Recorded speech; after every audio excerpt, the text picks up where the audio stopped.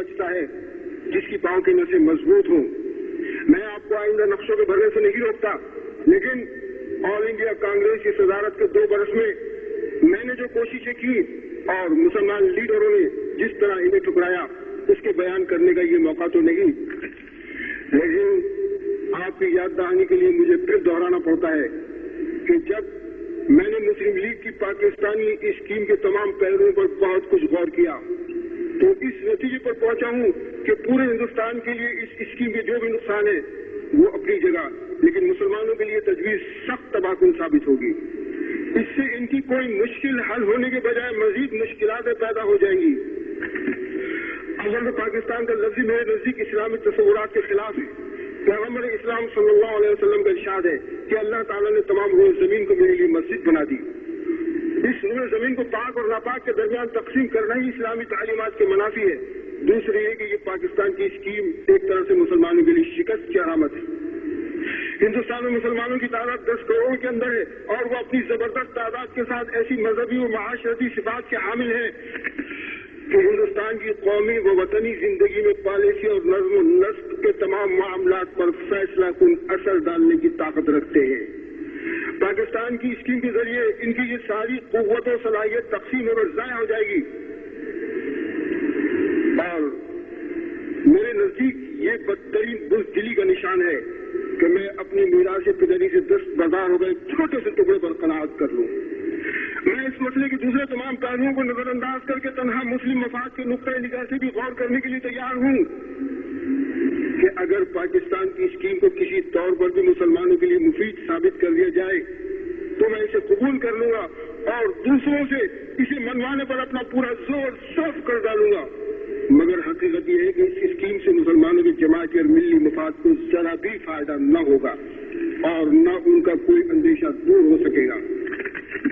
हाँ, जो तजवीज और फार्मूला मैंने तैयार किया था, जिसे काबीना मिशन और कांग्रेस दोनों से ही मंजूर कराने में कामयाब हो गया था और जिसकी रूह से तमाम सूबे मुकम्मल तौर पर खुद मुख्तार करार दे दिए गए थे, इसमें पाकिस्तानी स्कीम की वो तमाम खूबियां मौजूद हैं जो उन नकाइश से पाक है जो उनकी स्कीम में पाए जाते हैं।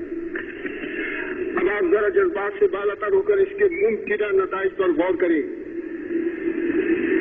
कि हिंदू अक्सरियत के इलाकों में करोड़ों की तादाद में ये मुसलमान मगर बहुत छोटी छोटी अक़लियतों की सूरत में पूरे मुल्क में बिखर कर रह गए और आज के मुकाबले में आने वाले कल में वो और ज्यादा कमजोर हो जाएंगे।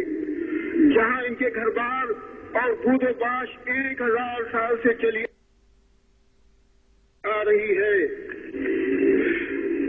और जहां उन्होंने इस्लामी तहजीब और तमद्दुन के मशहूर और बड़े बड़े मराकज़ तामीर किए, हिंदू अक्सरियत के इलाकों में बसने वाले ये मुसलमान एक दिन अचानक सुबह खुलते अपने आप को अपने घर और वतन में परदेसी और अजनबी पाए गए, सनती तालीमी और माशी लिहाज से पसमानदा हो गए और एक ऐसी हुकूमत के रहम करम पर हो गए जो खालिश हिंदू राज बन गई। पाकिस्तान में ख्वाह मुसलमानों की मुकम्मल अक्सरियत की हुकूमत ही क्यों न कायम हो जाए, इससे हिंदुस्तान में रहने वाले मुसलमानों का मसला हरगिज हल नहीं हो सकेगा। ये दो रियासतें एक दूसरे के मद्दे मुकाबिल बनकर एक दूसरे की अक़लियतों का मसला हल करने की पोजीशन में नहीं आ सकती। इससे सिर्फ यरगमाल और इंतकाम का रास्ता खुलेगा। मेरे भाइयों, आपको याद होगा कि 10 जून 1940 में कांग्रेस की सदारत संभालने के बाद जब मैंने हिंदू मुस्लिम इख्तिलाफ के तस्फिये की गरज से बहैसियत सदर कांग्रेस मिस्टर मोहम्मद अली जिन्ना सदर मुस्लिम लीग को ये तजवीज भेजी थी कि हिंदुस्तान के तमाम सूबों और मरकज में किसी एक पार्टी के वज़रात के बजाय कांग्रेस और मुस्लिम लीग पर मुश्तमिल मखलूत वज़रातें बनाई जाए, लेकिन मिस्टर जिन्ना ने मेरी तजवीज ये कहकर मुस्तरद कर दी कि तुमको कांग्रेस ने शुगवाई की तरह कांग्रेस का सदर बनाया है, इसलिए मैं तुमसे किसी तरह की गुफ्तगू नहीं करना चाहता हूँ। और बराबर की सतह पर हिंदू मुस्लिम तस्फिये का वो मौका जिस तरह हाथ से निकल गया, मैं आज तक ये समझने से कासिर रहा हूँ कि गैर तक़सीम शुदा हिंदुस्तान की पहली हुकूमत जो 14 अरकान पर मुश्तमिल होती और जिसमें 7 मुसलमान नुमाइंदे होते और 7 गैर मुस्लिम नुमाइंदे, जिनमें हिंदू सिर्फ दो होते, इस्लाम और मुसलमानों के कौन से अहम मफाद के पेश नजर मिस्टर जिन्ना के लिए काबिल कबूल नहीं थी? क्या इस तरह मुसलमानों को हिंदुस्तान की पहली हुकूमत में एक माकूल हिस्सा नहीं मिल रहा था?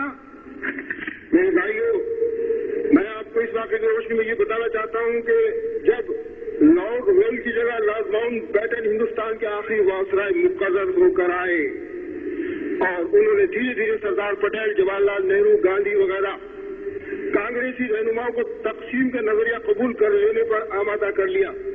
बिलाखिर 3 जून 1947 को हिंदुस्तान को 2 रियासतों में तकसीम कर देने की तजवीज का ऐलान कर दिया गया। मेरे भाई, ये ऐलान दरअसल न तो हिंदुस्तान के मफाद में था न मुसलमानों के मफाद में, इससे सिर्फ बरतानवी मफाद की हिफाजत मकसूद थी। इसलिए कि हिंदुस्तान की तकसीम और मुसलमान अक्सरियत के सूबों की अलग रियासत कायम कर देने से बरतानिया को बर्रे सगीर में अपने पांव टिकाने का मौका हासिल हो जाता था। एक ऐसी रियासत जिसमें मुस्लिम लीग के नाम से बरतानिया के पसंदीदा अफराद बरसरे इख्तिदार आ जाएंगे, मुस्तकिल तौर पर बरतानिया के जेर असर रखी जा सकती थी और इसका असर हिंदुस्तान के रवैये पर भी पड़ना लाजमी होगा। हिंदुस्तान जब ये देखेगा कि पाकिस्तान में अंग्रेजों का असर है तो वो अपने यहाँ भी अंग्रेजों के मफाद का लिहाज रखेगा। आखिरकार 14 अगस्त 1947 को हिंदुस्तान तकसीम कर दिया गया। पाकिस्तान और हिंदुस्तान की 2 आजाद रियासतें वजूद में आ गई जो यकसा तौर पर बरतानवी कॉमन वेल्थ की मेंबर बनने पर राजी हो गई और फिर मेरे बदतरीन खदशात सही साबित होने लगे। एक फिल्का दूसरे फिल्के का बदतरीन दुश्मन बनकर कत्ल आम, गारतगरी और लूट मार पर उतर आया। खून की लकीरों के साथ 2 मुल्कों की सरहदें खिंच जाने लगी और अफसोस ये मुसलमान तकसीम दर तकसीम होकर रह गए। लेकिन अब क्या हो सकता है? अब अगरचे हिंदुस्तान ने आजादी हासिल कर ली लेकिन इसका इत्तेहाद बाकी नहीं रहा। पाकिस्तान के नाम से जो नई रियासत वजूद में आई है जिसमें बरतानिया के पसंदीदा अफराद का बरसरे इख्तिदार तबका वो है जो बरतानवी हुकूमत का परवरदा रहा है।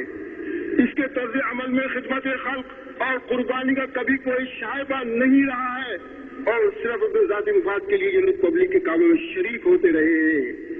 और पाकिस्तान के कयाम का सिर्फ एक ही नतीजा निकला है कि बर्रे सगीर में मुसलमानों की पोजीशन कमजोर होकर रह गई है और ये हिंदुस्तान में रह जाने वाले मुसलमान तो कमजोर हो ही गए हैं।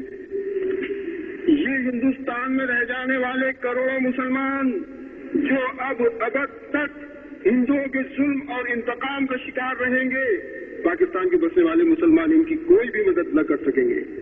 और इसी तरह से पाकिस्तान में बसने वाले मुसलमान जिस माशरती, इक़्तिसादी कमजोरी और सियासी पसमानदगी का शिकार रहेंगे, ये हिंदुस्तान में बसने वाले मुसलमान उनकी कोई मदद न कर सकेंगे।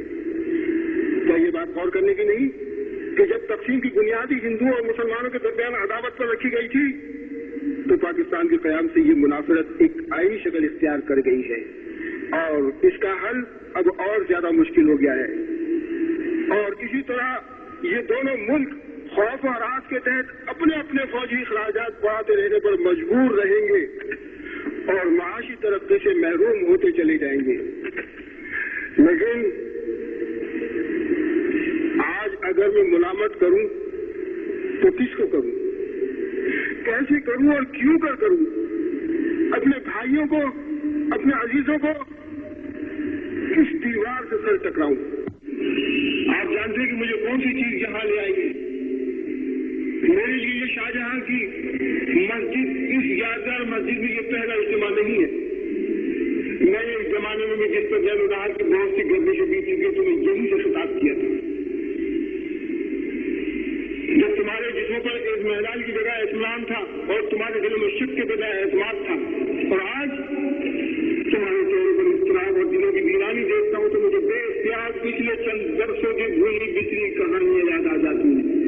तुम्हें याद है मैंने तुम्हें पुकारा, तुमने मेरी जबान काट डाली। मैंने कलम उठाया, तुमने मेरे हाथ कलम कर दिए। मैंने चलना चाहा कि तुमने मेरे पांव काट दिए। मैंने करवट लेनी चाही और तुमने मेरी कमर तोड़ दी। हत्ता कि पिछले 7 बरस की तर्कनुमा सियासत जो तुम्हें 한번 집중적으로